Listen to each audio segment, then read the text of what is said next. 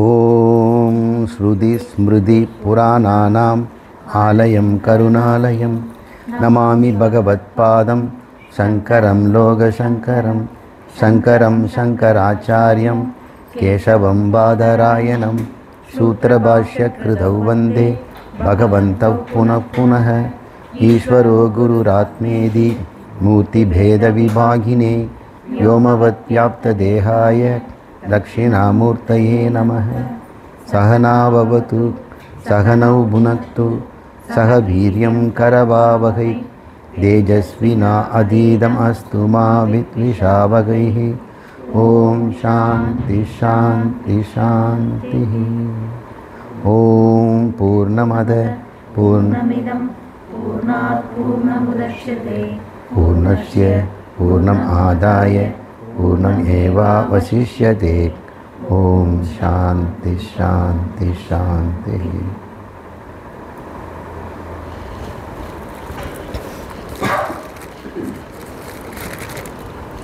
இன்னைக்கு நிராலம்ப உபனிஷத் தொடர்ந்து பார்ப்போம். இந்த உபனிஷத்தில் இதுவரையும் கர்மம், அகர்மம், ஞானம் என்பதை பற்றியெல்லாம் போன வாரம் பார்த்தோம். இன்றைக்கி நம்ம எது பந்தம், எது மோட்சம், எது சுகம், எது துக்கம், எது நரகம், எது ஸ்வர்க்கம், யார் குரு, யார் சிஷ்யன், இது போன்ற நிறைய விஷயங்களை மிக வேகமாக ஒரு வரையறை மாதிரி சூத்திர ரீதியாக அது எழுதியிருக்கு. இப்போ நம்ம 9வது மந்திரம் நான் படிக்கிறேன், நீங்களும் கூட சொல்லுங்கள். சச்சிதானந்த ஸ்வரூபம் ஞாத்வா ஆனந்த ரூபாய ஸ்திதிஹி சைவ சுகம் அநாத்மரூபோ விஷய சங்கல்ப ஏவ துக்கம். சுகம் துக்கம் என்பதை எதுன்னு இது சொல்லுது. சச்சிதானந்த ஸ்வரூபம் ஞாத்வா ஆனந்த ரூபாய ஸ்திதிஹி சைவ சுகம் அப்படின்னு சொல்லுது. சுகம் என்பது ஒருவன் தன்னுடைய ஸ்வரூபம் யாதென்று கண்டுபிடிக்கணும். ஸ்வரூபம் என்றால் என்ன, அது எப்படி நம்ம புரிஞ்சுக்கிறது அப்படின்னு பார்ப்போம். ஸ்வரூபம், குணம்ங்கிற ரெண்டு சொல்ல நம்ம நல்லா புரிஞ்சுக்கணும். சர்க்கரையை கையில் எடுத்து அதை பாகாகிறோன்னு வைங்க, அதனுடைய ஸ்வரூபம் இனிப்பு. அதை அச்சில் போட்டு பஞ்சு மிட்டாயோ அல்லது தேரோ ரதமோ வேறு ஏதாவது ஆண் பெண் உருவமோ இப்படி தேரில் நிறம் இருப்போம், அதெல்லாம் குணம்னு வச்சுக்கணும். ஸ்வரூபம் இனிப்பு, அதனுடைய குணம் பார்த்தோம்னா அது மேற்கொண்டிருக்க வடிவங்கள். இந்த வடிவங்களை உபாதிங்கிறோம். ஸ்வரூபம் அதனுடைய இனிப்பு, உபாதி 5 கிராம் 10 கிராம் ரதம், விஷ்ணு ஏதாவது உருவத்தில் இருக்கும். இதில் நீங்கள் ரெண்டுத்தையும் நீங்கள் கூர்ந்து கவனிச்சோம்னா ஸ்வரூபம் என்றைக்கும் மாறுறதில்லை. உபாதிகள் மாறலாம், அது ரத உபாதியில் இருக்கலாம், அல்லது மனித உபாதியில் இருக்கலாம், ஒரு பெண் உபாதியில் இருக்கலாம், அது மாறும். அப்போ குணங்களெல்லாம் மாறும், ஸ்வரூபம் மாறாது. தங்கம் அதனுடைய ஸ்வரூபம் மினுமினுப்பு, அதனுடைய ஸ்வர்ண ரூபம், அதனுடைய நிறத்தை நம்ம சொல்லலாம். அப்புறம் அதனுடைய தன்மையும் பார்த்தா வளையக்கூடியது, சிற்ப வேலைகள் செய்வதற்கு உகந்த ஒரு உலோகம், இரும்பை காட்டிலும் நல்லா இருக்குது, வளைக்கலாம், நீட்டலாம், கொத்தல் போடலாம், எல்லாம் செய்யலாம். அது அதனுடைய ஸ்வரூபம். அதை கொண்டு நாம் செய்கின்ற ஆபரணங்கள்லாம் அது மேலே இருக்க நாமரூப வடிவங்கள், இதெல்லாம் குணம்னு சொல்கிறேன். நான் என்கின்ற ஒரு உணர்வு எல்லாருக்கும் இருக்குது, அதுலேயும் ஸ்வரூபம் குணம் ரெண்டு இருக்குது. நான் என்று எல்லாரும் உணர்றாங்க. குதிரையில் போகிறவனும் நான் என்றது உணர்றான், குதிரையும் உணருது. அவன் காலில் மிதிப்படுற செடி கொடிகளுக்குன்னு நான் இருக்குது, புழு பூச்சிகளெல்லாம் இருக்குது. எங்கு பார்த்தாலும் இந்த நான் என்ற உணர்வு இருக்கின்ற சரீரங்களை பார்க்குறோம். இப்போ நான் என்ற உணர்வில் சாமானியமான ஒரு ஸ்வரூபம் இருக்குது. எப்படி பார்த்தோம்னா இந்த பலவிதமான சக்கரை பொம்மைகள் எல்லாம் சாமானிய ரூபமாக அதோடைய இனிப்பு இருக்குது. அதில் எதுவுமே கூட குறைச்சல் கிடையாது. இந்த பொம்மையில் இனிப்பு அதிகம், இந்த பொம்மையில் இனிப்பு கம்மியெல்லாம் சொல்ல முடியாது. அதை முழுசாக வாயில் போட்டால் இனிப்பு அதிகமாக இருக்கும், கொஞ்சம் பிச்சு போட்டால் கம்மியாக இருக்கலாம் கிடையாது. இனிப்பினுடைய இனிக்கும் தன்மையில் கூட குறைச்சல் கிடையாது. எவ்வளோ நேரம் இனிக்கும் எவ்வளோ நேரங்கிறது அதனுடைய சைஸை பொறுத்துடல, அது நேரத்தினுக்கு கணக்கு. ஆனால் இனிப்பு என்ற தன்மையில் எந்த பேதமும் அதை பார்ப்பதில்லை.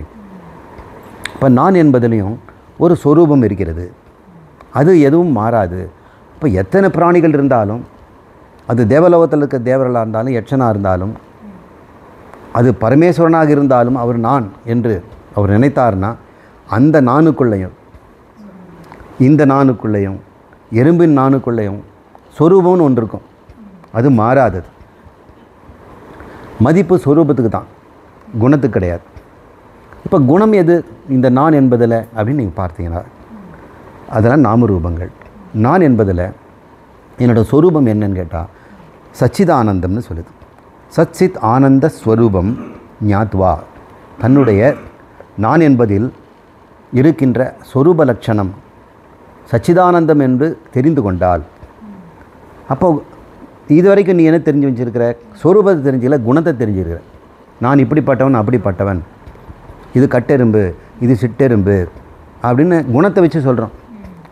அது கட்டெரும்போ சிட்டெரும்போ, அது உள்ளே இருக்கிற சொரூபம் சைதன்யம் சச்சிதானந்தம்னு நம்ம தெரிஞ்சுக்கல. நம்ம குணத்தின் அடிப்படையில் நம்ம பேதத்தை பார்க்குறோம். நகையில் எத்தனையோ குணங்க பேதங்கள் இருக்குது, ஆனால் ஸ்வர்ணம்ங்கிறதுல எந்த பேதத்தையும் நம்ம பார்க்கல. மண் பொம்மைகளில் எத்தனையோ குணங்கள் இருக்குது, ஆனால் மண்ணுங்கிற சொரூபத்தில் எந்த பேதத்தையும் பார்க்கல.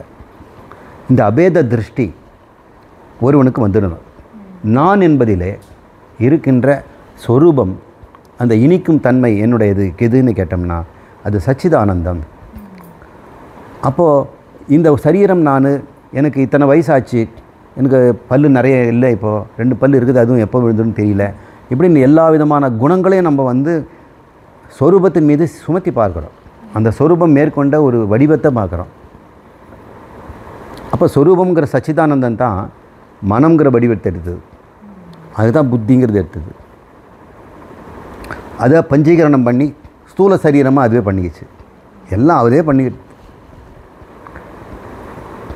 அது பண்ண பிறகு அதனுடைய குணங்களெல்லாம் மாறுது. பல விதமான மனம் வந்துன்னா எல்லாருக்கும் ஆளுக்கு ஒரு மனம் இருக்கிறது. புலன் கொடுத்துட்டோம்னா எல்லாரும் ஒன்றும் பார்க்க முடியாது. புலனில் நிறைய பேதம் இருக்குது. நான் காணும் பொருள் யாவும் நீ காண வேண்டும்னு சொல்கிறார். பிரச்சனை இருக்கிறதுனால தான் அப்படி பார்க்க சொல்கிறாங்க. அப்போ நான் பார்க்குறது மாதிரி நீங்கள் பார்க்குறது இல்லை. உள்ளுக்குள்ளே ஏதோ ஒரு பிராதிபாசிகம் இருக்குது, ராகத்வேஷம் இருக்குது. நான் ஒன்று கடையில் பார்த்துட்ருக்கிறேன், இன்னொருத்தர் வேறு ஒன்று பார்த்துட்ருக்குறாங்க. ஒரு லைப்ரரியில் போய் நான் ஒரு புக்கை தேடிட்டு இருக்கேன், இன்னொருத்தர் வேறு புக்கை தேடுறாரு. இப்போ உள்ளுக்குள்ளே லைப்ரரியில் ஒவ்வொருத்தருக்குள்ளேயும் பார்க்குற ராகத்வேஷம்ன்றது. அப்புறம் அந்த புக் எடுக்கும்போது அது படிக்காதுங்க சார், அது ஒன்றும் வேஸ்ட்டு அப்படின்னு. வேஸ்ட்டுன்னு கண்டுபிடிக்கிற நான் படிக்கிறேன் சார் அப்படின்னு எடுத்துக்கிட்டார். இப்போ உங்களுக்கு ராகத்வேஷம் இருக்குது, ஆத்தரில் ராகத்வேஷம் இருக்குது. சினிமா தியேட்டரில் போனோம்னாலும் அங்கெல்லாம் காம்ப்ளெக்ஸ்ன்னு சொல்லி 5 படங்கள் ஓடிட்டுருக்குது.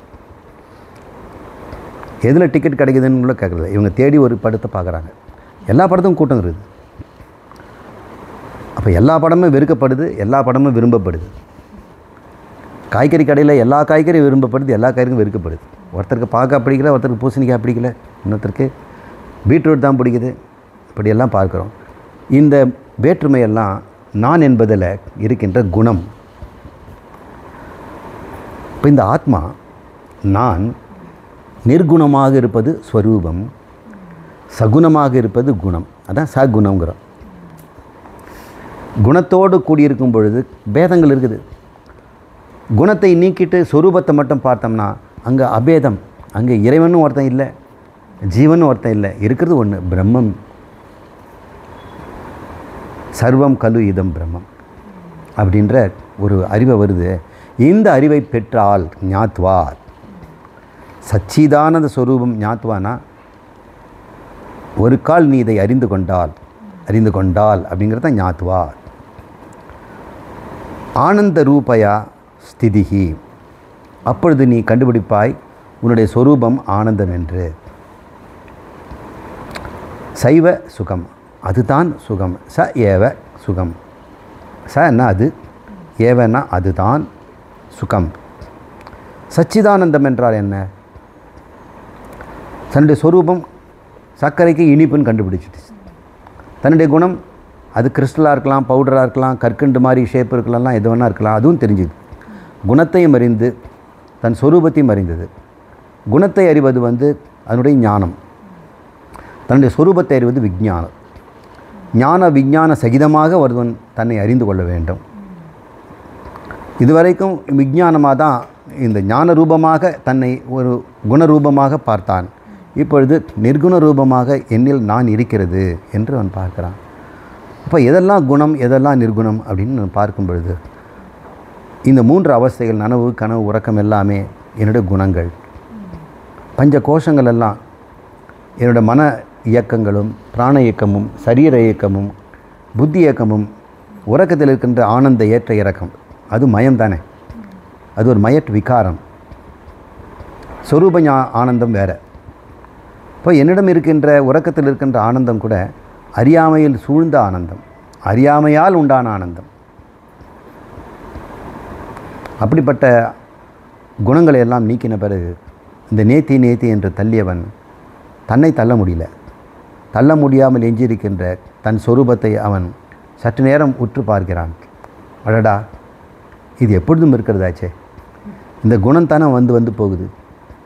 ஆகந்துகம்னு பேர், வரும் போகும். ஆகம ஆபாயி, வருவதும் போகுவதுமாக இந்த குணங்களெல்லாம் இருக்குதே. எந்த குணம் என் குணம்? அந்த மனமா இந்த மனம், இதில் எந்த மனம்தான் சொந்த மனம்? அப்படி ஒரு பாட்டு, சினிமா பாட்டு தான். நம்ம மனமே அந்த மனமா இந்த மனம்? இந்த பொண்ணை பார்த்து நான் கட்டிக்க மாட்டேன்னு நான் சொல்லிட்டேனே, அப்புறம் இந்த பொண்ணு விட்டால் நான் வேறு கட்ட மாட்டேன்னு ஒத்த காலில் நிற்கிறேனே, அவனா இவன்? இந்த மனம் மாறுவதை நான் பார்க்குறேன். மாறுவது நான் அல்ல, மாற்றத்தை பார்க்கின்ற நான் தான் நானாக இருக்க முடியும். மாறுவது நானாக மாறும்போது நான் இல்லாமல் போயிடுவேன், வேறு ஒருவன் வந்துடுவான். இப்போ குணங்களெல்லாம் மாறக்கூடியது அப்படின்னு எதிலெல்லாம் என்னோட மாறக்கூடியதுன்னு கண்டுபிடிக்கிறது தான் அநித்திய விவேகம். எது மாறாதது, சொரூபந்தான் மாறாதுங்கிறது நித்திய விவேகம். நித்திய அநித்திய விவேகம் அறிவது. எது அன்வயம் எது வித்திரேகம் அப்படின்லாம் நம்ம பார்க்கணும். இந்த நியாயம் தர்க்கங்களை எல்லாம் நம்ம இன்னொரு முறை பார்ப்போம். இப்பொழுது சச்சிதானந்தம் என்றால் என்ன என்றால், இந்த சொரூபமாகிய நான் உண்மையிலே அது ஜடமல்ல. எக்காலும் நான் என்னை உணர்ந்தபடி இருக்கிறது ஸ்வயம் சொரூபமாக, ஸ்வயம் விஞ்ஞானமாக, ஸ்வயம் ஜோதியாக இருக்குது. எப்பொழுதுமே தன்னை தெரிந்து கொண்டே தான் இருக்குது. இந்த குணமோ ஏதாவது ஒன்று தெரிஞ்சுக்கவும் தெரியாமல் இருக்கும். அறிவு அறியாமை, உணர்வு உணராமை, நடந்தது நடக்க இருப்பது, இதெல்லாம் குணத்தில் இருக்கக்கூடியது. ஆனால் என்னிடம் எப்பொழுதுமே ஒரு படித்தாய் எப்பொழுதும் இருந்துக்கிட்டே இருக்கிறேன். அது மாறாதனால ஏகரசமாக இருக்குது. ஏகரசம்னா எங்கே தொட்டாலும் ஒரே டேஸ்ட். உப்பு தண்ணியில் எங்கே தொட்டாலும் ஒரே டேஸ்ட். இந்த ஆத்மா ஏகரசமாக எந்த விதமான பேதமற்று சஜாதிய விஜாதிய ஸ்வகத பேத ரகிதமாக இருப்பதை அவன் பார்க்கிறான். எல்லா பேதங்களுமே ஸ்வகத பேதமும் விஜாதிய பேதமும் சஜாதிய பேதமும் குணங்கள் தானே. அது என்னிடம் வந்து போகிறது, அது என்னை சார்ந்து இருக்குது. நானும் அவற்றை சாராமல் சுயமாக இருக்கிறேன். மீது அவற்றையெல்லாம் நான் பார்க்கிறேன், அவை என்னை பார்ப்பதே இல்லை. ஆனால் நான் என்னை எப்பொழுதும் பார்க்காமல் இருந்ததே இல்லை. எப்பொழுதும் பார்த்து கொண்டிருக்கவனாக இருக்க ஒரே பொருள் அலுப்த திருக்குன்னு பேர். கண்ணிமிட்டாமல் நான் பார்த்து கொண்டிருக்கிறேன்.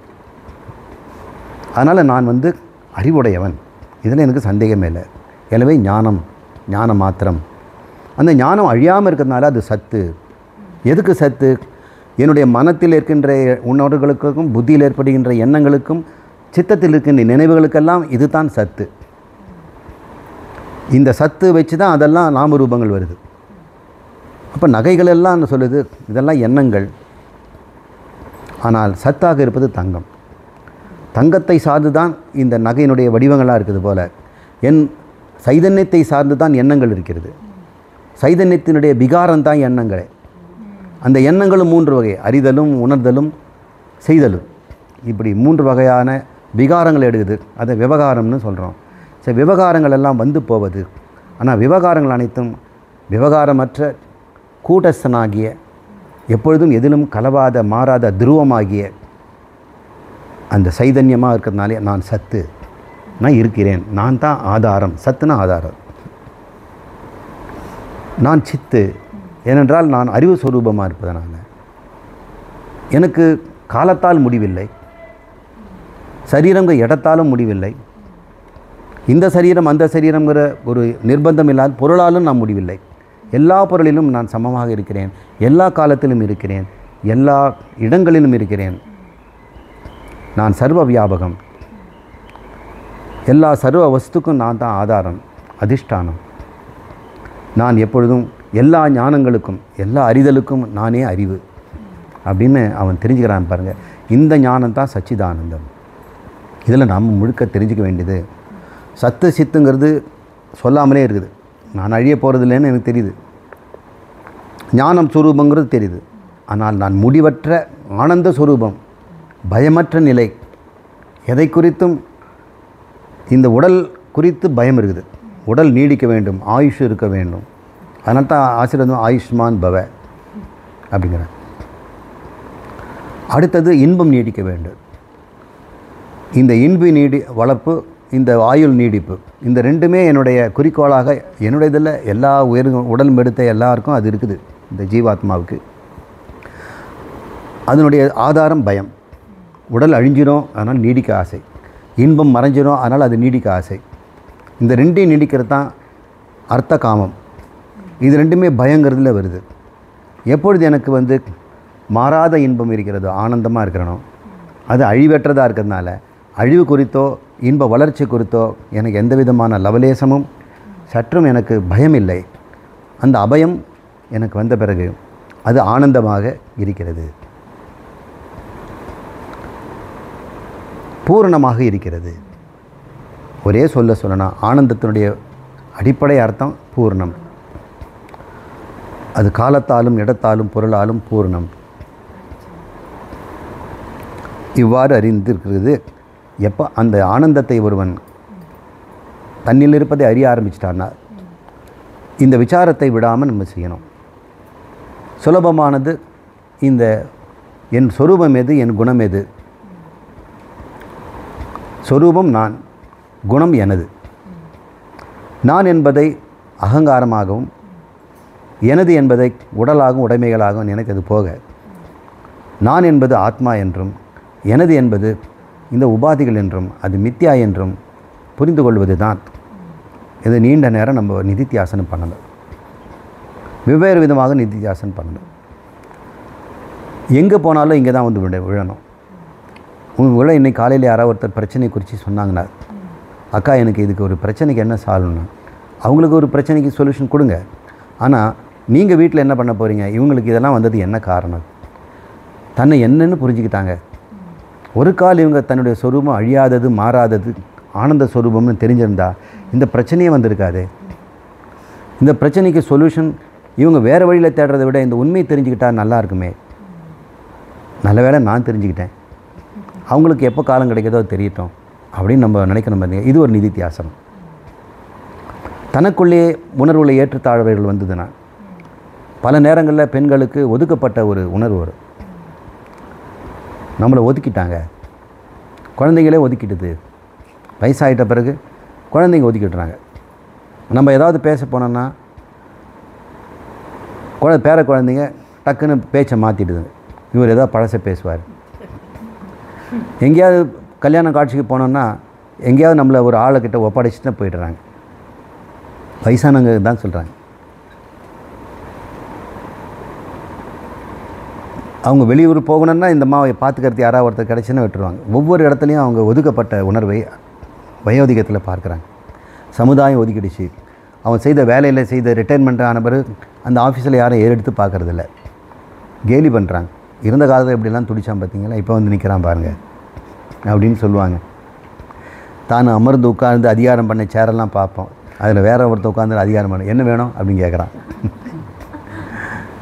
இந்த ஒதுக்கப்பட்ட அப்போனா தனிமைப்படுத்தப்பட்ட இந்த பின்னமான அதான் பரிச்சேதம்னு சொல்கிறோம்.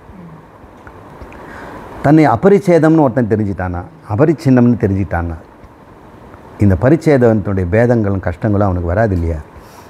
ஒவ்வொரு துன்பத்தையும் நம்ம பார்க்கும் பொழுதெல்லாம் நம் மனசுக்குள்ளே நம்மளுடைய ஸ்வரூபத்தில் வந்து விழணும். அதுதான் எத்திர மனோயாதி தத்திர தவபாத பங்கஜம் இல்லைன்னா சமாதய. எங்கே மனம் சென்றாலும் அந்த மனத்தை விசாரித்து கொண்டது ஸ்வரூபத்தில் கொண்டு போய் அமர வைக்கிறது. இது வந்து சுகம்னு சொல்கிறார். இதுக்கு மேலே சுகம்லாம் கிடையாது. துக்கம் எது? அனாத்ம ரூபோ விஷய சங்கல்ப ஏவ துக்கம். இந்த சச்சிதானந்த ஸ்வரூபத்தை விட்டுவிட்டு உன்னுடைய குணங்களை நீ ஆராய்ச்சி பண்ணிகிட்டு இருந்தீனா, குணம்னா ஒன்று உடம்பு, மன்னமய கோஷத்தை நீ ஆராய்ச்சி பண்ணிகிட்டு இருக்கணும். இப்போ இது என்ன பண்ணுவான், ட்ரீட்மெண்ட் கொடுக்கலாமா கொடுக்கூடாதா, இந்த ட்ரீட்மெண்ட் போகலாமா அந்த ட்ரீட்மெண்ட் போகலாமா, சரி இந்த இதுக்கு என்ன ட்ரெஸ் இன்றைக்கி போடலாம், இதெல்லாம் யோசனை பண்ணுறது அனாத்ம ரூப சங்கல்ப. அப்போ அன்னமய கோஷத்தில் எவ்வளோ, அன்னமய கோஷத்துக்கு ஒரு எக்ஸ்டென்ஷன் இருக்குது. அது வந்து நம்முடைய வீடு, நம்முடைய வீடு நம்ம உடம்பு தான். இப்போ அதை பற்றியே ஒரு கவலை வந்துடும். பெயிண்ட் அடிக்கணும், வார்னிஷ் பூசணும், திரைச்சீலை போடணும், அங்கே ரெண்ட்டு கொடுத்தாங்களான்னு பார்க்கணும். ரெண்ட்டு கரெக்டாக கொடுத்துறாங்கன்னா வந்து பாத்ரூமில் சுத்தமாக வச்சுக்கிறது இல்லை, உள்ளே போய் அதை பார்க்கணும். இது மாதிரி சங்கல்பங்கள் அனாத்ம ரூப சங்கல்பம், அது துக்கங்கிறார். ஏன்னா அதெல்லாம் போக்கிக்க விரும்புகிறோம். எப்போ அந்த நம்ம வாடகை வீட்டில் வந்து டேப் ஒழுகுதுங்கிறாங்க, இப்போ தான் புதுசாக மாற்றிருக்கிறோம். நான் 15 வருஷமாக வீட்டில் இருக்க, அந்த டேப்பு இன்னும் வேலை செய்யுது, இதே பிராண்டு தான் அங்கே போட்டிருக்கிறேன். ஆனால் இங்கே வாடகைக்கு வந்த 2 மாதத்தில் அது ஒழுகுதுங்கிறாங்க. இப்போ ப்ளம்பரை கூப்பிட்டு அதை கொண்டு போனோம், என் கொடுக்குற வாடகைக்கு பாதி நேரம் இந்த மெயின்டெனன்ஸ்க்கே போயிடுது அப்படின்னு. அப்போ இந்த துக்கம், இது துக்கம் தானே. இந்த சங்கல்பம் ஓயறது எப்போ, டேப்பெல்லாம் ரிப்பேர் பண்ணி அவங்க ஃபோன் பண்ணி கூப்பிட்றது நிறுத்தின பிறகும் நமக்கு அவனுக்கு காசு கொடுத்தமே, அவன் பேலன்ஸ் கொடுக்காம போயிட்டானே, அப்புறம் பேசின காலத்துக்கு மாற்றி கொடுத்துருக்குறானே. இந்த துக்கம் அனாத்ம ரூப விஷய சங்கல்ப. அனாத்ம ரூப விஷயங்கள்ன்றது இந்த பஞ்சகோஷங்களும், இந்த கோஷத்துக்கு சம்பந்தப்பட்ட 6வது கோஷம் எனது, இதெல்லாம் நான், பஞ்சகோஷமும் நான், எனதுங்கிறது 6வது. இதை பற்றிய விஷய சங்கல்பங்களை துக்கம். ரொம்ப அழகாக அது டெஃபினேஷன் கொடுக்குது பாருங்கள். ஸ்வர்க்கம் என்றால் என்ன? ஒரு கேள்வி, 1 வேர்ட் கொஸ்டின். அது 2 வார்த்தையில் சொல்லுது. சத் சம்சர்க ஸ்வர்க. நம்ம எதுவும் படிக்கல நினைக்கிறேன். சப் சம்ஸ்வர்க, சாரி திருப்பி சொல்கிறேன். சப் சம்சர்க ஸ்வர்க அசத் சம்சார விஷய ஜன சம்சர்க ஏவ நரக. சம்சர்க்கம் அதை சொல்லுவோம், வாயிலே வரமாட்டேங்குது. சத் சம்சர்க்கம். சர்க்கம்னா உலகம்னு பேர். சம்சர்க்கம்னா 2 பொருளை ஒன்றா சேர்க்குறது. பேனாவையும் அதனுடைய மூடியும் ஒன்றா சேர்க்குறது, கரண்டி கொண்டு போய் அதனுடைய இடத்துல மாட்டுறது, குக்கர் மூடியை அதில் கொண்டு போய் குக்கரில் பொறுத்துறது, இதெல்லாம் சம்சர்க்கம். கத்தியை உரையில் போடுறது, 2ஐயும் சேர்க்கறது சம்சர்க்கம். சத் சம்சர்க்கம். அப்போ சத் ஜனம்னு சொல்கிறோம் இல்லையா, சத் சங்கம். இப்போ நாமெல்லாம் சத் சங்கம், சத் விசாரத்தில் இருக்கக்கூடியது. சத் விசாரம் தான் பண்ணுறோம். பிரம்மத்தை பற்றி பண்ணணும்னா அது பேர் சத் விசாரம்னு பேர். அதுதான் இருக்கிறதுல சத்து. அதை எங்கெல்லாம் பேசுகிறாங்களோ அங்கே இருந்தீங்கன்னா அது ஸ்வர்க்கங்கிறது. இதுக்கு ஸ்வர்க்கம்லாம் போக வேண்டாம். நம்மள மாதிரி ஜனங்க எங்கெல்லாம் சத் சங்கம் இருந்தோ அங்கே இருப்பது ஸ்வர்க்கம். நம்மளாம் அப்படி தான் சொல்கிறாங்க. வீட்டிலேருந்து போன உடனே எங்கே போகிறாங்க, சொர்க்கத்துக்கு போகிறாங்க. அது என்ன கண்டாங்களோ அங்கே போய் அங்கே உட்காந்துட்ருக்குறாங்க அப்படின்னு. அசத் சம்சார விஷய ஜன சம்சர்க ஏவ நரக. இந்த சம்சார விஷயம் இப்படி போயிடுச்சு அப்படி போயிடுச்சு, அவன் எப்படி கட்டி கொடுத்தல நல்லா இருக்கிறாளா, சொன்ன அடைவாளுங்க நகை போட்டாங்களா, ஏன் வந்து திரும்பி வந்துட்டா, ஏன் கழுத்தில் ஒன்றும் காணோம். ரொம்ப ரொம்ப முக்கியமான அசத் சம்சார விஷயம். அது தோன்றி மறைகின்ற அசத்து. அது சத்து இல்லை, ஆத்மா இல்லை, அனாத்மா ரூபம். அதை பற்றி ஏன் பேசிகிட்ருங்க? அது மாறப்போகிறது. எவ்வளோ பேர் மாறுறதுக்கு முன்னாடி அதை பற்றி எப்படி பேசுகிறாங்க. இந்த கல்யாணம் நடந்து முடிகிற வரைக்கும் அந்த கல்யாணம் பேச்சுன்னு, அப்புறம் முடிஞ்சிட்டு வந்த பிறகு யாரும் இன்னொரு கல்யாணம் பேச ஆரம்பிச்சிட்டாங்க. அந்த பேசி யாரும் பேசுறதில்லை. சாகித்ய அகாடமி பரிசு கொடுத்துட்டாங்க, அவருக்கு புக் பண்ணிடுறாங்க. அந்த சாகித்ய அகாடமி வென்றவரை அடுத்த மீட்டிங் நம்ம தலைவராக போட்டணும். அப்புறம் இப்படி பார்த்தா அவருக்கு 1008 கால் புக் ஆகிடுச்சு 6 மாதத்துக்கு. அதுக்கப்புறம் கால்லாம் குறைஞ்சிட்டே போயிட்டு அடுத்த வருஷம் பார்த்தா வேறு ஒருத்தன் சாகித்ய அகாடமி வின் பண்ணிட்டான். இவன் எங்கேயும் கூப்பிட்றதில்ல, அவனை கூப்பிட்றாங்க. அவன் மேடையில் உட்காந்துக்கிறான், இவன் கீழே உட்காந்துட்டு இருக்கிறான். இவனுக்கெல்லாம் எப்படி கொடுத்தாங்க? இவனுக்கு நான் வாங்கினதே இவன் வாங்கியிருக்கானே, அப்போ அவனுக்கு எனக்கு என்ன வித்தியாசம்? அவனுக்கு கொடுக்குற மரியாதை என்னுடைய லெவலே வேறு. இப்போ அவனுக்கு கொடுத்துருக்குறாங்கன்னா இப்போ என்னுடைய லெவல் அவனு மாதிரி ஆயிடுச்சுல. இந்த பிஹெச்டி வாங்கும்போதெல்லாம் ரொம்ப நியாயமாக பிஹெச்டி வாங்கினவங்கலாம் காசு கொடுத்து வாங்கினாலாம் வரும்பொழுது இந்த பிஹெச்டியே வேண்டாண்டா, இவனெல்லாம் பிஹெச்டி டாக்டர்னு போட்டுக்கிறானே, நம்ம டாக்டர் போகிறது அவமானமாக இருக்குது. இப்போ இது வந்து அசத்து, தோன்றி மறையாது. சிலது 1 வருஷம் இருக்கும், கல்யாணம் காட்சியெல்லாம் 1 வாரம் இருக்கும். சிலதெல்லாம் பார்த்து அடுத்து அந்த நிமிஷமே முடிஞ்சு போய்டும். சினிமா தேட்டரில் வெளியே வந்தவொடனே சாவி தேடிட்டு வீட்டுக்கு போகிறது தான் அனுப்போம். இப்படி எல்லாமே அந்தந்த நிமிஷம் மறைஞ்சு போகிறத அசத்துங்கிறார். அது முன்னும் இல்லை பின்னும் இல்லை, நடுவில் மட்டும் இருக்குதானே.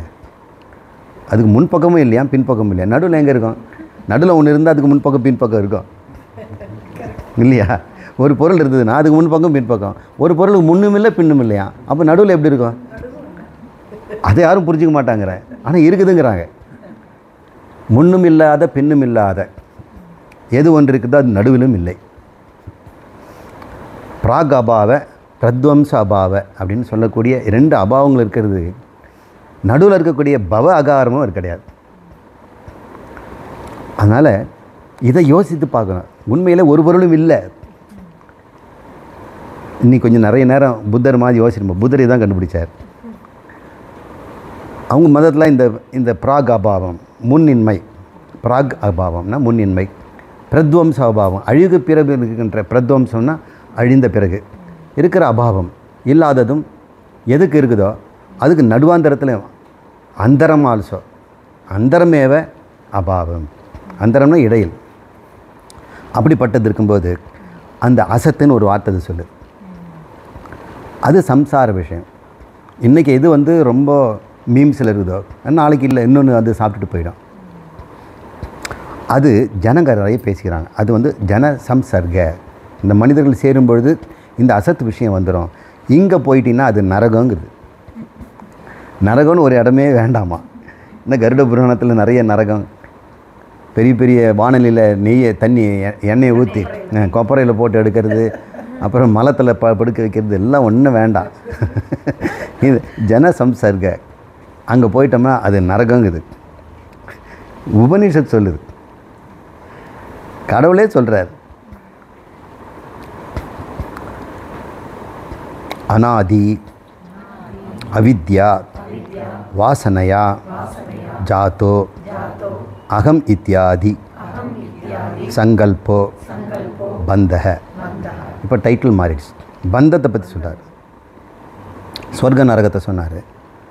அநாதி அவித்யா வாசனையா ஜாதோ. என்னைக்கு தொடங்குச்சின்னு தெரியாத ஒன்று பேர் அநாதி, தொடக்கம் இல்லாதது, பிகினிங்லெஸ். அப்படி ஒரு அறியாமை இருக்குதா? அறியாமையே அப்படி தான் இருக்கும். இன்னையிலேருந்து எனக்கு அறியாமை ஸ்டார்ட் ஆகிருது சார். என்ன அறியாமை ஸ்டார்ட் ஆகுதுன்னா, நான் எங்கே இருக்கிறேன்னு எனக்கு தெரியாது போகுது, என் பேர் மணின்னு நான் மறந்துட போகிறேன் அப்படின்னு ஒருத்தன் சொல்கிறான்னு வைங்க. அப்படி முடியுமா? அவித்யா ஸ்டார்ட் ஆகாது. யாராவது அவித்யா ஸ்டார்ட் பண்ணுங்க பார்க்கலாம். அதனால் அநாதி அவித்யான்னு சொல்கிறது கொஞ்சம் சூப்பர் ஃப்ளூஸாக இருக்குது. அவித்யா ஆல்வேஸ் அனாதி தான். அனாதி அவித்யா. சில அவித்யா நமக்கு பிறந்த பிறகு வந்திருக்கலாம். ஆனால் இந்த அவித்யா, நான் யார் என்கின்ற தெரியாத சொரூப அஜ்ஞானம், அது பேர் அவித்யா. குணரூபமான ஞானம் அவித்யா. குணரூப ஞானம் அவித்யா. சொரூப அஜ்ஞானம் அவித்யா. அப்போ வித்யாங்கிறது சொரூப ஞானம். இந்த அநாதி அவித்யாவிலான உண்டான வாசனையா ஜாத்தோ, ஜாத்தோன்னா பிறக்குது, வாசனையால் பிறக்கின்ற அறியாமையினால் பல ஜென்மங்களையும் சரீரங்களையும் எடுத்துருக்கிறோம். ஒவ்வொரு சரீரங்களும் ஒரு வாசனை. சில பேருக்கு தொட்ட உடனே அப்படியே உசுன்னு கோவம் வரும், அது பாம்பா ஒரு வாசனை. என்ன சொன்னாலும் கேட்டுக்காமல் அப்படியே மழையில் நிற்கிற எருமமாக இருந்ததுன்னா எரும உடம்புல இருந்த வாசனை. அனாதி ஜென்மங்களில் நமக்கு ஒவ்வொருத்தருக்கும் வாசனைகள் எது எழுந்துக்குதுன்னு சொல்ல முடியாதுல்ல. இவன் நிறைய குப்பையை போட்டிருக்கிறான், கிளறும்போது ஒவ்வொன்றா வெளியே வருது. இன்னும் கொஞ்சம் ஆழமாக கிளறுனா ஆழத்துலேருந்து ஒரு வளரும். இப்போது ஒவ்வொரு சரீரமும் ஒரு வாசனைக்கு ஒரு சரீரம் எடுக்கணும். அந்த சரீரம் மறுபடியும் இன்னொரு வாசனை கொண்டு போய் அதில் போடுது. இப்படி ஒரு வாசனை கூட்டத்தில் இருக்கும் பொழுது அங்கேருந்து என்ன பிறகுது தெரியுங்களா? ஜாத்தோ அகம் இத்தியாதி சங்கல்போ, நான் இப்பேற்பட்டவன், நான் செய்தால் அதை யாரும் மறுக்க முடியாது, என்னை தவிர இதுக்கு வேறு ஆள் செய்ய முடியாது, நானே செய்வேன், என்னால் இது செய்ய முடியாது, நான் இதுக்கு லாயக்கில்லை, இப்படியெல்லாம் ஒரு சங்கல்பம் வருது. இதெல்லாம் வாசனையினால் வருது. நான் மூடன், நான் பண்டிதன், நான் செல்வந்தன், நான் பலசாலி, நான் பலவீனன், இதெல்லாமே அநாதி அவித்யா வாசனையா ஜாத்தோ அகம் இத்தியாதி. நான் இப்படிப்பட்டவன், நான் இத்தியாதின்னா இது போன்ற நான் எனது என்ற சங்கல்பங்கள் தான் பந்தங்கள். அப்போ பந்தம்னு எதை சொல்கிறீங்க?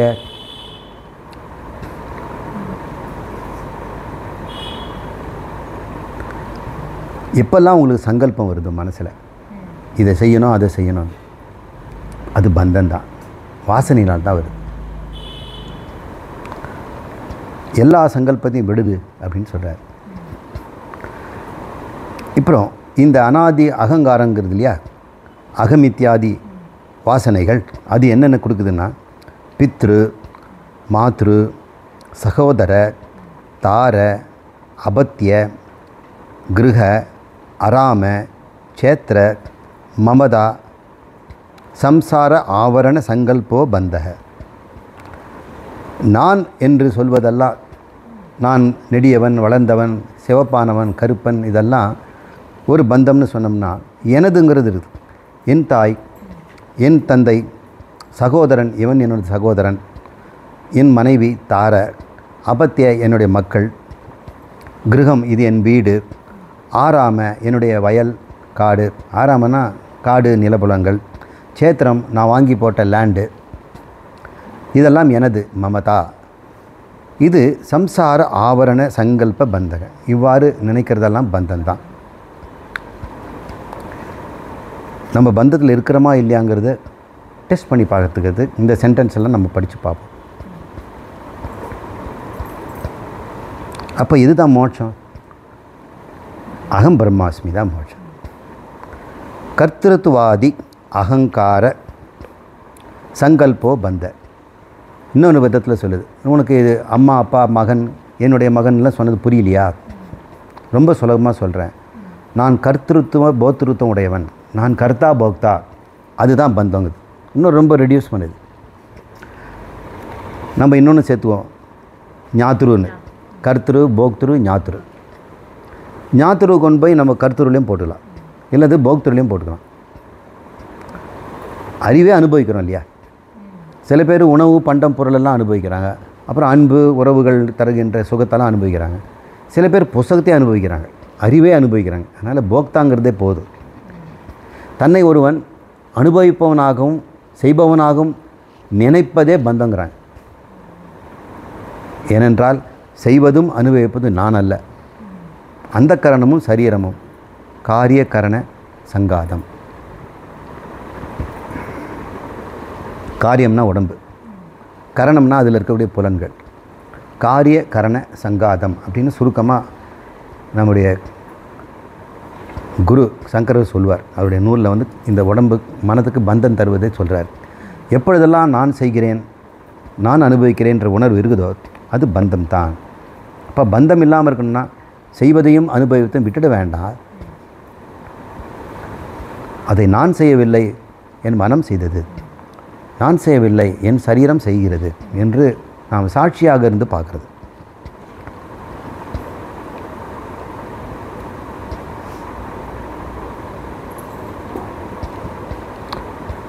இன்னொரு பந்தம், இது வரைக்கும் நம்ம சாதாரண மனுஷனை பற்றி பேசணும்.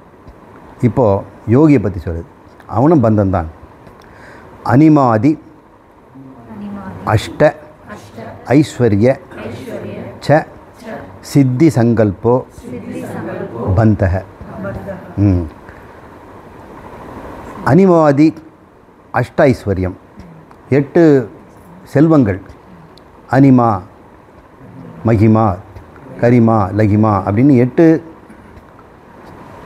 சாத்தியங்கள் இருக்குதான், சித்திகள். அது பேர் சித்தின்னா அடைவது. சித்தி ஆயிடுச்சா அப்படின்னு கேட்டேன், அடைஞ்சிட்டிங்களா? இந்த அஷ்டமா சித்திகளை அதை பற்றி ஒருத்தன் நினைச்சால் அதுக்காக ஒருத்தன் தவம் பண்ணுறான் பாருங்கள், அது ஒரு பெரிய பந்தங்கிறார். மனிதர்கள்லாம் அவங்கள தான் வந்து ஞானிகள்னு சொல்கிறாங்க, அவங்கெல்லாம் முனிவர்கள் அப்படின்னு சொல்கிறாங்க. இல்லை, அவங்க பந்தத்தில் இருக்கவங்க. இவனாவது பரவாயில்ல, சொந்தக்காரெல்லாம் செத்த பிறகு பந்தம் போயிடும். இவனுக்கு சொந்த செலவுலேயே பந்தத்தை உண்டாக்கிறான். நான் அடைவேன், அவங்கள அடைஞ்சதை விட்டாங்க, இவன் அடையிறதுக்கு திட்டிக்கிறான். இவனுக்கு ஓய்வே கிடையாது, மற்றவனுக்காவது ஓய்ச்சிடுவான். இனிமேல் நம்மளால் பாட முடியாது சாமி, இவங்களுக்கெல்லாம் சோறு போட்டு இவங்களை காப்பாற்ற என்னால் முடியாது விட்டுருவான். ஆனால் இவன் விட மாட்டான். யோகிகள் தான் பெரிய பந்தத்தில் சிக்கிறவங்க. அனிமாதி அஷ்ட ஐஸ்வர்ய ச சித்தி சங்கல்போ அது அடைய வேண்டும் என்ற சங்கல்பம் பந்த. இன்னொரு பந்தம் சொல்கிறார், தேவ மனுஷ்யாதி உபாசனா காமசங்கல்போ பந்தக. தேவர்களை பற்றியும் சில பரமாத்ம சொரூபத்தை அடைந்த மனிதர்களை பற்றியும், பரமஹம்சர்கள், தேவர்கள், இவங்களை உபாசனை செய்வதும் காமசங்கல்பம் தான், அதுவும் பந்தங்கிறார். இதே வாழ்க்கை முழுக்க ஒரு சன்னியாசி பக்கத்தில் இருந்தார், விவேகானந்த கேந்திரம். அடிக்கடி ஆத்ம வித்யாலயத்துக்கு வந்து பாடம் கேட்டுட்டு இருந்தார். அவங்களுக்கு இந்த ஆத்ம ஞானத்தெல்லாம் சொல்லித்தர மாட்டாங்க. அவர் ஒரு சன்னியாசி. அவருக்கு தினமும் காலையில் சமைக்கணும், ஆசிரமத்தை கூட்டி கழுவணும், துணி துவைச்சி போடணும், அப்புறம் பூஜை பண்ணணும் ராமகிருஷ்ணருக்கு, அப்புறம் அதுக்கு நெய்வேத்தியம் பண்ணணும், பஜனை பாடணும். அதுக்கப்புறம் கொஞ்ச நேரம் உங்களால் என்ன முடியுமோ கால் கை நீட்டி படுக்கலாம் எல்லாரும். அப்புறம் ஈவினிங் மறுபடியும் வேலை ஆரம்பிச்சு இப்படியே வாழ்ந்துட்டுருக்கிறார். அவர் ஒரு உபாசனை பண்ணுறார். அப்போ எழுதும் பெல்லும் கையும் கற்பூரமும் நைவேத்தியமுமா காலையிலும் மாலையிலையும் பரமஹம்சர் ராமகிருஷ்ணர் தான் வணங்குறார். அது மனுஷிய. தேவர்களை வணங்குறவங்க இருக்கிறாங்க, எந்நேரமும் பூஜை பண்ணிகிட்டே இருக்கிறாங்க. சில பேர் அவங்களுடைய ஸ்டேட்டஸை நான் பார்ப்பேன், ஸ்டேட்டஸ்லேருந்தே அவங்க ஸ்டேட்டஸை கண்டுபிடிச்சிடலாம். புலம்பிக்கிட்டே இருந்தாங்க, அவங்க புலம்பல் அப்படின்னு கண்டுபிடிச்சிடலாம். இவங்க அந்த ஸ்டேட்டஸில் எப்பொழுதும் மகா பெரியவா படத்தை வச்சுட்டு பூஜை பண்ணுறதே தான் டெய்லி போடுறாங்க. அதே படம் தான், அதே ஆங்கிளில் தான் இருக்குது, ஆனால் தினமும் அதை பண்ணுறதை அவங்க ஸ்டேட்டஸில் வைக்கிறாங்க. தப்பு சொல்லலை, இது சொல்லுது. அது மாதிரி தேவ மனுஷ்யாதி உபாசனா, இப்படி வந்து அவங்கள உபாசனை பண்ணிக்கிட்டு அவங்க ரூபமாக குணங்களை நம்ம அடையணுன்றதுனால அவங்க குணம் நமக்கு வருது, நான் நல்ல குணங்கள்லாம் வருது. மறுபடியும் குணத்தில் தானே சிக்கிற, சொரூபத்தை அடையிறது இல்லையே. சொரூப ஞானத்துக்கே இந்த குண ஞானம் தடை தானே. ஆனால் நன்மை கருதி போகுது, ஒரு ஸ்டெப்பு போகுது, இந்த பிறவி விட்டுட்டு அடுத்த பிறவி. அந்த சன்னியாசி இப்போ நமக்கு ஆத்ம வித்யாலயத்துக்கு வரதில்லை. அவர் சொல்லிட்டு தான் போனார், சுவாமி எங்களை இதை மாதிரியெல்லாம் வெளியே போக விட மாட்டேங்கிறாங்க, பரமஹம்சரை தவிர வேறு யாரும் நீங்கள் வணங்கக்கூடாது, பாட்டு பாடும்போது நீ முருகரை பற்றி அதை பற்றிலாம் பாடக்கூடாது, நமக்குன்னு பஜனை இருக்குது இல்லையா, இந்த விவேகானந்த கேந்திரத்துக்கும் அந்த பாடல் மட்டும் பாடுங்க அப்படின்னு பந்தம். அது வெளியே இருந்தால் கூட பரவாயில்ல, இஷ்டம் போல் நம்ம வாழலாம். இங்கே நன்மையும் செய்ய விட மாட்டேங்கிறாங்க, தீமையும் செய்ய விட மாட்டேங்கிறாங்க. அடுத்து இன்னொன்று யமாதி அஷ்டாங்க யோக சங்கல்போ பந்தக. யமம் நியமம் ஆசனம் முதலிய அஷ்டாங்க யோகத்தில் உட்காந்துக்கிட்டு வாழ்நாள் முழுக்க அதையே சொல்லி இன்னும் 1000 பேர் 1,00,000 பேர் எல்லாரையும் கூட்டம் கூட்டி அவங்களையும் செய்ய வச்சு மூக்கை படிக்க வச்சு காற்றை உள்ள நிறுத்தி இந்த துருத்தியில் வந்து காற்றை புசு புசுன்னு ஊதி அதில் நீ பெருசு நான் பெருசுன்னு சண்டை போட்டுக்கிட்டு இதுவும் யமாதி அஷ்டாங்க யோகம், அதுவும் கூட பந்தங்கிறார். அடுத்த பந்தம் வர்ணாசிரம தர்ம கர்ம சங்கல்போ பந்தக. பகவானே கிருஷ்ணரே சொல்கிறார், நீ ஸ்வதர்மத்தை கடைபிடி அப்படின்னு சொல்கிறார். இந்த ஸ்வதர்மம் சொல்லிக்கிட்டு என்னுடைய தர்மம் இது, என்னுடைய தர்மம் இது, கர்மங்களை செய்யுது. தர்ம கர்ம எதன் அடிப்படையில்? வர்ணாசிரம அடிப்படையில். வர்ணம்னா என்ன? குணரீதியாக என்ன நமக்கு இருக்குதோ அது பேர் வர்ணம்னு பேர் இல்லையா? குணப்பரிபாகத்தில் தான் நான் வந்து வர்ணம் பிரிச்சிருக்கேங்கிறார். யாரும் பிறவினால் ஒரு வர்ணம் எடுக்கிறதில்ல. குணப்பரிபாகத்தில் மயா சிருஷ்டம் சாதுர்வர்ணியம் குணகர்ம விபாக அப்படின்னு பகவான் சொல்கிறார். அவனுடைய குணத்தின் அடிப்படையில் கர்மம் வருது. ஒரே வீட்டில் 2 பையன்கள் இருப்பான். அவங்ககிட்ட ஒரு சின்ன ஒரு பேனா கத்தியோ ஒரு ஏதோ ஒரு குச்சியோ ஏதோ கொடுத்துட்டோம்னா ஏதாவது குத்திக்கிட்டே இருப்பான், ஏதாவது அடிச்சுட்டே இருப்பாள். ஒரு பெரம்பு கையில் கெடுத்தால் ரோட்டில் இருக்கிறதெல்லாம் ரோடெல்லாம் தட்டிக்கிட்டே போவாள். அப்புறம் இப்படியெல்லாம் செய்கிறவங்க இருக்கிறார். இன்னொரு பையன் பென்சில் கிடச்சா பேப்பர் முழுக்க வரைஞ்சிக்கிட்டே இருக்கிறார். இது குணக்கர்மம். இதனால் வர்ணங்கள் பிரியுது. மனிதர்கள் வந்து குணத்தின் அடிப்படையில் வர்ணங்களாக மாறுகிறார்கள். வர்ணம்னா ஒருத்தனுக்கு எப்போ படிப்பு படிப்பு படிப்பு, அறிவு அறிவு அறிவு பசி. ஒருத்தனுக்கு வந்து நிர்வாகம் நிர்வாகம் நிர்வாகம், நீதி நேர்மை இதில் நிர்வாகம் பண்ணணும் அப்படிங்கிற அவனுக்கு அந்த பசி. புத்தகம் படிக்கிறான்னா இது சம்மந்தமாக இருந்தால் படிக்கிறேன், லா படிக்கிறேன், அட்மினிஸ்ட்ரேஷன் படிக்கிறேன், பிஸ்னஸ் மேனேஜ்மெண்ட் படிக்கிறேன் அப்படின்னு அவன் போயிடுறான். இன்னொருத்தர் நான் ஒரு இண்டஸ்ட்ரி ஆரம்பிக்க போகிறேன், நான் ஒரு சின்ன தொழில் ஆரம்பிக்க போகிறேன், அக்ரோ ஃபாரஸ்ட்ரி ஏதாவது ஒரு நாவலாக பண்ணுறான், அவன் உற்பத்தி பண்ணுறான். அவன் குணம் அப்படி தான் இருக்குது. என்னாண்டா உன்னை எதுக்கு படிக்க வச்சு நீ இந்த பண்ணிகிட்ருக்கிற அப்படின்னு. நீங்கள் என்ன கேட்டால் படிக்க வச்சிங்க, எனக்கு இதில் தான் இன்ட்ரெஸ்ட்டு அப்படிங்கிறான். ஒரு சில பேர் படிப்பை விட்டுட்டு மியூசிக்கு போயிடுறாங்க, வீடியோகிராஃபிக்கு போயிடுறாங்க, நடிக்க போயிடுறாங்க. இப்படி அவங்க குணக்கேற்ற மாதிரி கர்மங்கள் உண்டாயிடுது. வர்ணாசிரம ஆசிரமங்கிறது ஒவ்வொரு வர்ணத்துக்கும் 4 ஆசிரமம் உண்டு. அதே ஒரு மனிதனுக்கும் 4 பருவங்கள்: பள்ளி பருவம், இல்லற பருவம், அப்புறம் ஓய்வூதிய பருவம், தியான பருவம், அதுக்கப்புறம் சந்நியாச பருவம். இந்த ஆசிரமங்கள் அதுக்குண்டான தர்மங்களும் மாறும். குழந்தை பருவ தர்மங்கள் வேறு, இல்லறத்தில் இருக்கிற தர்மங்கள் வேறு, ஓய்வு பெற்றவனுடைய தர்மங்கள் வேறு, சன்னியாசியுடைய தர்மம் வேறு. இப்படி தர்மங்கள் எல்லாம் வர்ணத்தினாலும் ஆசிரமத்தினாலும் குணத்தினாலும் அவன் வயதுக்கு ஏற்பவும் மாறுவதை சொல்கிறாரு. இதை செய்து கொண்டிருப்பதும் பந்தம்தான். அதை பிடிச்சிக்கிட்டு நீங்கள் வந்து இதை செய்யாத அதை செய்யாத, இதை செய்வேன் அதை செய்வேன் என்று சொல்வதும் உனக்கு பந்தம்தான். அடுத்த பந்தம் ஆக்ஞாபய சம்சய ஆத்மகுண சங்கல்போ பந்தக. ஆக்ஞா பயம் அப்படின்னு சொல்கிறார். கட்டளைக்கு பயப்படுறது. அது அரச கட்டளையாக இருக்கலாம், அது வீட்டில் இருக்கவங்களுக்கு போட்ட கட்டளையாக இருக்கலாம், சொசைட்டி போட்ட கட்டளையாக இருக்கலாம், நான் கடன் வாங்கின பேங்க்குக்காரன் போட்ட கட்டளையாக இருக்கலாம். நமக்கு கட்டளை போடுறதுக்கு ஆள் பஞ்சமாக எங்கெல்லாம் சார்ந்திருக்குமோ அது நம்மளை பந்திக்குது, கட்டளை போடுது. நீங்கள் உங்களுக்கு ஒரு உதவி செய்துட்டோம்னா நீங்கள் அதை எப்படி பயன்படுத்தணும்னு கட்டளை போடுது. வேர்ல்டு பேங்க்கே சொல்லுது, நான் இதுக்கு தான் ரோடு போட தான் கொடுத்தேன், நீங்கள் வேறு எதுவும் செய்யக்கூடாது. எனக்கு இப்போ ரொம்ப முக்கியமாக நீங்கள் ரோடுக்கு தான் வாங்கினேன், ஆனால் இப்போ செலவு வேறு இடத்துல வந்துடுதுன்னா அதை செய்யக்கூடாது அப்படின்னு சொல்கிறாங்க.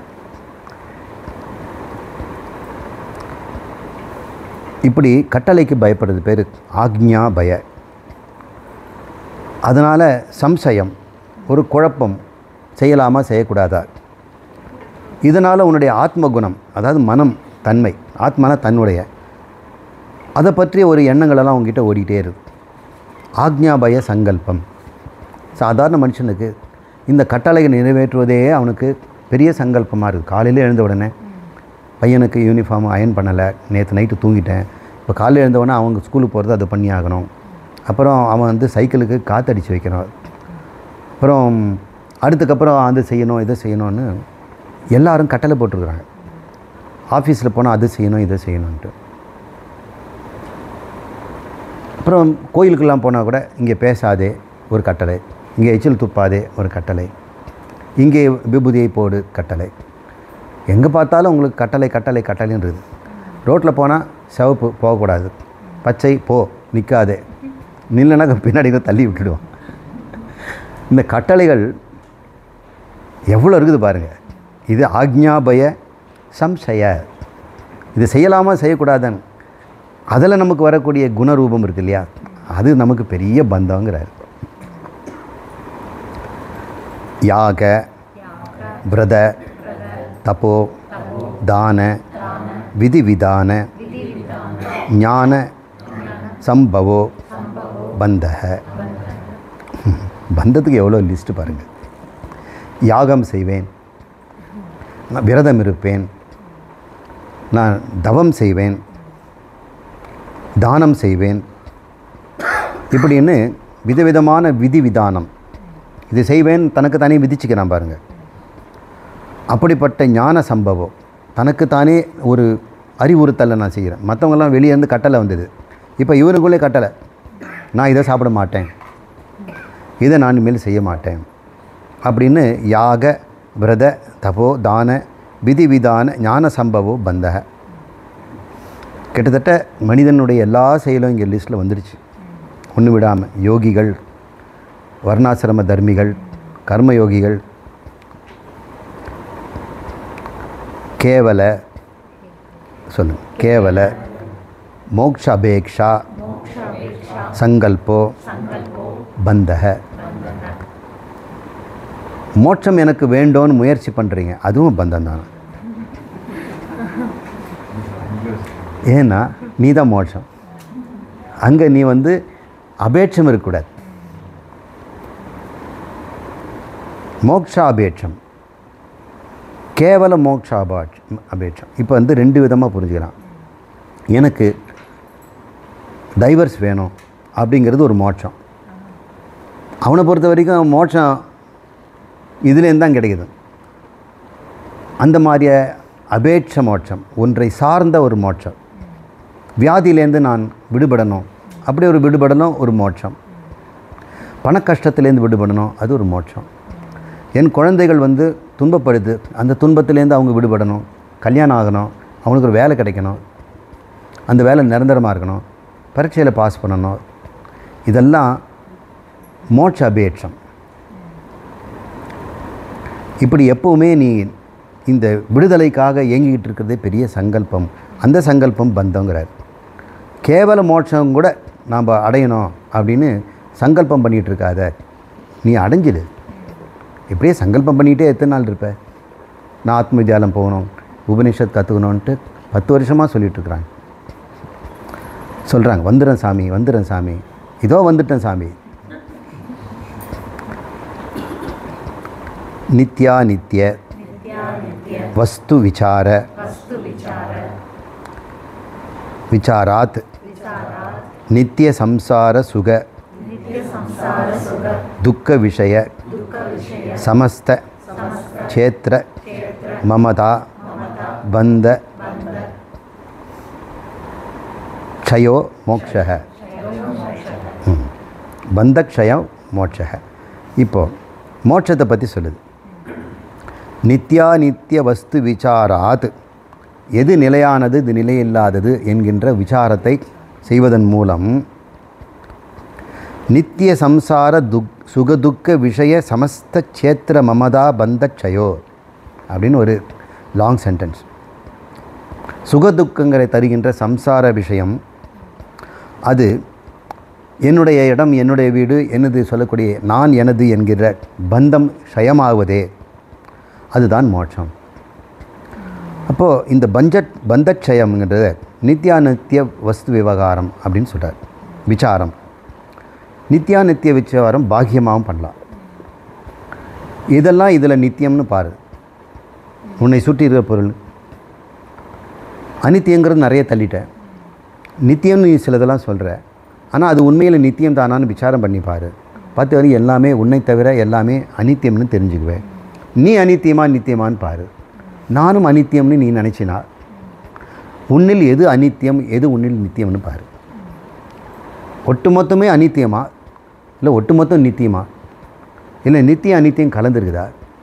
இதில் நித்தியமானது எது அனித்தியமானதுன்னு கண்டுபிடிச்சி அப்போ நம்ம ஆரம்பத்தில் சொன்னோம் ஒரு உரையில் குணம் சொரூபம்.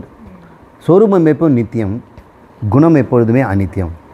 இப்போ நான் என்கின்ற என்னுடைய உணர்விலே எதெல்லாம் அனித்தியம், நான் காலையில் முடிச்சுக்கிட்டேன் அப்புறம் தூங்கினேன் அப்புறம் கனவு கண்டேங்கிறது அனித்தியம். நான் இந்த உடம்புல இந்த மாதிரி இருக்கிறேன் அப்படி இருக்கிறேன்னு சொல்கிறதெல்லாம் ஸ்தூல சரீரம், இது அனித்தியம். சூக்ஷ்ம சரீரம்ங்கிற அந்த காரணம் அதுவும் அனித்தியம், ஒரு நாள் போல் ஒரு நாள் இருக்கிறதில்ல. இப்போ காரண சரீரம் அறியாமையும் அனித்தியம்தான். என்றைக்கு ஒரு நாள் அறிவு அது போயிட போகுது. இப்போ காரண சூக்ஷ்ம ஸ்தூல சரீரம் மூன்றுமே அனித்தியம். இதை நானுன்னு சொல்கிறதுல பிரயோஜனம் இல்லை. நித்தியமாக இருக்கிறது இந்த மூன்றையும் அறிந்தவனாக தான் இருக்க முடியும் அப்படின்னு சரீரத்திரிய இந்த விவேகம், அவஸ்தாத்திரிய விவேகம், பஞ்சகோஷ விவேகம், திருஷ்ய விவேகம், சப்ஜெக்ட் ஆப்ஜெக்ட் விவேகம், இந்த மூன்று விவேகத்திலையும் பண்ணி அன்வய வித்திரேகம். இதில் அன்வயம்னு சொல்லக்கூடிய நித்தியமானது எது? அன்வயம்னா இன்வேரியபிள். இன்வேரியபிள்னால் எல்லாத்துலேயும் இருக்கணும். அது எல்லாத்தையும் அந்த ரெண்டாவது வகுன்னு சொல்லுவாங்க. அது இன்வேரியபிள் கீழே. மேலே வேரியபிள்ஸ் இருக்குது. எது வேரியபிள் பேராமீட்டர்ஸ் எது இன்வேரியபிள் பேராமீட்டர்ஸ் அப்படின்னு சயின்ஸ்லலாம் படிக்கிறோம். இப்போ என்கிட்ட இன்வேரியபிள் எது வேரியபிள் எதுன்னு பார்க்கணும். வேரியபிள் எல்லாம் விதிரிக்தம். எது இன்வேரியபிளோ கனவுலையும் இருக்கணும், நனவுலையும் இருக்கணும், தூக்கத்திலையும் இருக்கணும். இது மூன்றும் வேரியபிள், அதெல்லாம் விதரேகம். இதை மூன்றிலும் இருக்கிறது அன்வயம், அது இன்வேரியபிள். சரீரத்துலேயும் பார்க்கணும், இந்த பஞ்சகோஷத்துலேயும் பார்க்கணும், இதெல்லாம் வேரியபிளாக இருக்குது. ஆனால் அந்த அஞ்சிலையும் இருக்கக்கூடிய ஒரு உணர்வு இருக்குது, அந்த அறிவுணர்வு, அது இன்வேரியபிள். இதை தான் அன்வய வித்தரேகங்கிறாங்க. வேரியபிள் இன்வேரியபிள் டிவிஷன், அந்த ரீசனிங்கில் பார்த்து நான் என்பதை தியானத்தில் அமர்ந்து நான் தியானம் செய்யும் பொழுது தியானிக்கின்ற எண்ணில் தியவஸ்து எது, யார் ஒருத்தன் தியானிக்கின்றவன், அவன் யார், தேயம் எது, தியா எது என்று பார்த்தோம். நான் இந்த தியானிக்கின்ற வசு தான் மாறிக்கிட்டே இருக்கு தவிர நான் அதை தியானம் செய்கின்ற நான் எப்பொழுதும் மாறாமல் இருக்கிறேன். இதைத்தான் நம்ம நித்தியானிஸ்து விவேகம்னு சொல்கிறோம். ஆரம்பத்தில் மற்றவங்களுக்கு சரீரத்தையும் உலகத்தையும் முதல்ல உலகத்தை தான் சொல்லுவாங்க. வள்ளுவர் சொல்கிறது, திருமூலர் சொல்கிற மாதிரி உலகம் அழிஞ்சு போயிடும், இன்றைக்கி இருக்கவன் நாளைக்கு செத்து போயிடுவான், பணம் நிற்காது, ராஜபோகங்கள் ஒரு நாளைக்கு போகும், ஆற்றங்கரை மரமும் அரசறிந்து வீட்டிருந்த வாழ்வும் அப்படின்னு நம்ம பாட்டு இருக்குது, ஔவையார் பாட்டு.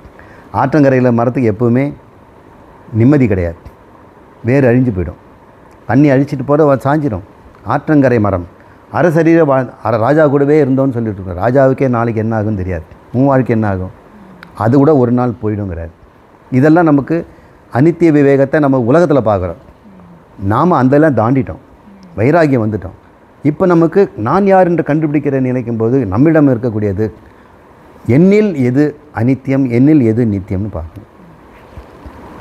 அப்படி பார்க்கும் பொழுது எவன் ஒருவன் அந்த மமதா பந்தம் எனது என்கின்ற எல்லாவற்றையும் நீக்குகிறானோ ட்சயோ, அது மோட்சம். இவ்வாறு 9வது மந்திரம் நிறைவடைகிறது. நாம் அடுத்தது கடைசி மந்திரம் அடுத்த வாரம் பார்ப்போம். அது பெருசாக இருக்கு.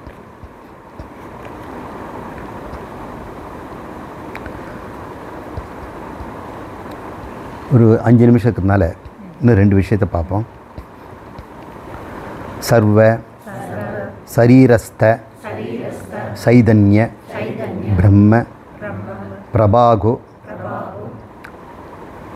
குரு உபாசிய गुरुवास्य विद्या विद्या तत्त्वस्थ तत्त्वस्थ प्रपञ्च प्रपञ्च अवहित अवहित ज्ञानवसिष्ठं ज्ञानवसिष्ठं ब्रह्मैव ब्रह्मैव சிஷ்ய. शिष्य குரு யார், சிஷ்யன் யார் அப்படின்னு சொல்லுது. இதை மட்டும் நம்ம பார்த்துருவோம். எவன் ஒருவன் சர்வ சரீரஸ்த எல்லா சரீரத்திலும் நிலை பெற்றிருக்கின்ற, ஸ்த என்றால் நிலை பெற்றிருக்கின்ற சைதன்ய பிரம்மம், இந்த ஞானஸ்வரூபமான சைதன்ய ஸ்வரூபமான பிரம்மத்தை பிராபகோ வெளிப்படுத்தணும். ப்ராபகேஷன்லாம் சொல்கிறோம்ல, இங்கிலீஷ் வேர்டு, இது சமஸ்கிருத வார்த்தை. பிராபகோ உபாசிய, அதை வெளிப்படுத்தி நமக்கு உபாசியம் காட்டி கொடுக்குறானோ அவர் குரு அப்படின்னு சொல்லுது. சர்வ சரீரஸ்த சைதன்ய பிரம்ம பிராபகோ குருர் உபாசிய, அவர் தான் குரு என்று சொல்ல வேண்டும். எவன் ஒருவன் வித்யா து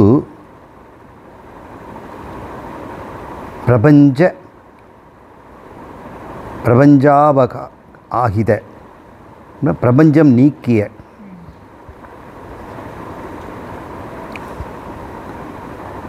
அவகாகிதன்னா இந்த பிரபஞ்சம் அசத்து என்று தெரிந்து கொள்வது.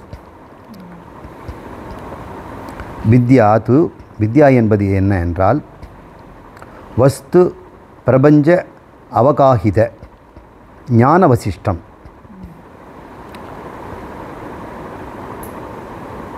இந்த ஞான வசிஷ்டம்ங்கிறத நீங்கள் கேள்விப்பட்டிருப்பீங்க.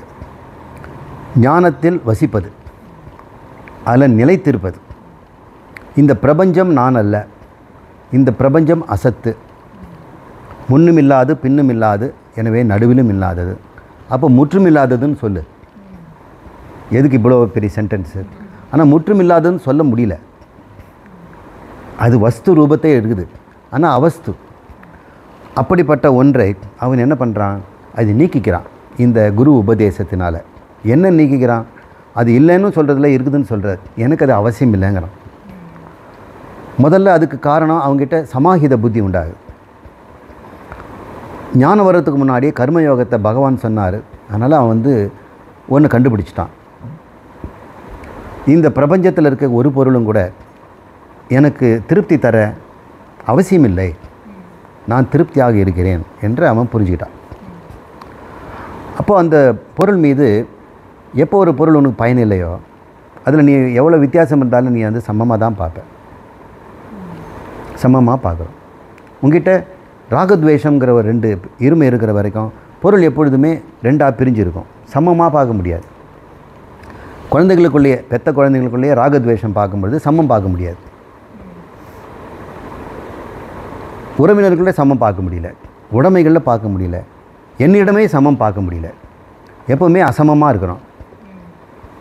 இந்த சமபுத்தி எப்போ வரும்னா எப்பொழுது நமக்கு மனசில் ராகத்வேஷம் இல்லையோ, விருப்பு வெறுப்பு, இதுதானே சமத்தை பிரிக்குது. இப்போ ராகத்வேஷம் இல்லாமல் எவன் மனசு தூய்மை அடைஞ்சிடுதோ அதை கர்மயோகத்தில் தான் அவன் அடைகிறான். இப்போ கர்மயோகத்தினால் கர்மத்தில் பற்று வைத்து ஆனால் பலனில் பற்று விட்டு வாழும் பொழுது அந்த கர்மத்தை அவன் செய்து கொண்டிருக்கும்போது ராகத்வேஷம் போயிடுது. ஏன்னா கர்மத்தில் பற்றுறது, பலனில் தானே ராகத்வேஷம் வரும். எப்பொழுதுமே ஒருத்தன் கர்மம் செய்தால் பலனில் தான் ராகத்வேஷம். பலனே நீ பற்று வைக்கலைன்னா ராகத்வேஷம் போயிடும். இப்போ கர்மத்தை நீ செய்வ, எப்படி செய்வ? ரொம்ப நல்லா செய்வ. இப்படி ஒருத்தன் செய்யும் பொழுது கர்மமே அவனுக்கு கண்ணாயினார், அந்த கர்மமே அவனுக்கு ஆனந்தம் கொடுக்கும்போது அவனுக்கு பலன் அவசியம் இல்லாத போயிடும்போது பலன்களில் அவனுக்கு சமத்துவத்தை பார்க்குறான்.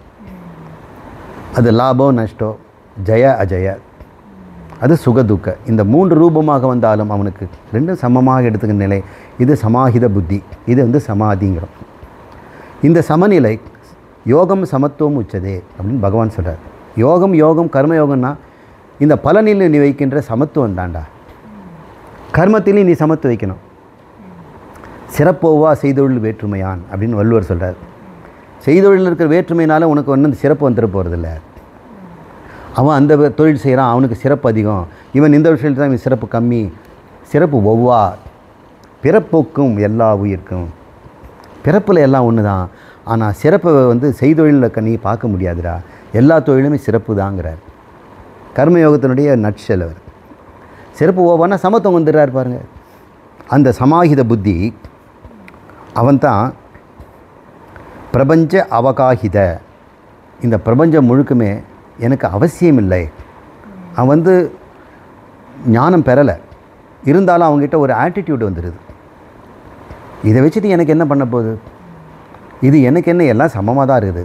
இதில் எனக்கு ராகத்வேஷம் போன பிறகு இந்த பிரபஞ்சம் எனக்கு துன்பம் தருவதற்கோ இன்பம் தருவதற்கோ அருகதை இல்லாமல் போச்சு. இந்த நினைவே அவனுக்கு பேரானந்தத்தையும் சாந்தியும் கொடுக்குது. சாந்திம் அதிகச்சதி அப்படின்னு பகவான் இந்த கர்மயோகத்தில் சொல்கிறார். அவனுக்கு சீக்கிரமே அதுக்கு அந்த சாந்தம் கிடைச்சிட்டோன்னு. அப்படிப்பட்ட அந்த மனதிலே இந்த சச்சிதானந்த வஸ்துவை பற்றிய அறிவு வந்த பிறகு அது நிலைப்படுகிறான் பார்த்திங்களா, அதுதான் ஞான வசிஷ்டம் அப்படிங்கிறார். ஞானா விசிஷ்டம், ஞானத்திலேயே அவன் வாழ்ந்து கொண்டிருக்கிறார். இதுவரை குணத்தை நான் என்று சொல்லி குணரூபமாக வாழ்ந்தவன் இப்போ சொரூபத்தை அறிந்து, சொரூபத்துக்கு எதே என்ன ஆனந்தம் தானே, ஆனால் ஆனந்தமாக வாழ்கிறான். சுற்றுச்சூழல் எப்படிப்பட்டதாக இருந்தாலும் அதை மாற்றிக்கொள்ள விரும்பாமல், அதை ஏற்றுக்கொள்ளவும் அவசியமில்லாமல் அவன் ஆனந்தமாக இருக்கிறான் இல்லையா, அது ஞானாவசிஷ்டம். அவன்தான் சிஷ்ய. இப்போ குருவனுடைய தன்மையும் சிஷ்யனுடைய தன்மையும் சொல்லிட்டார். சரி, மீதி நம்ம அடுத்த வகுப்பில் பார்ப்போம்.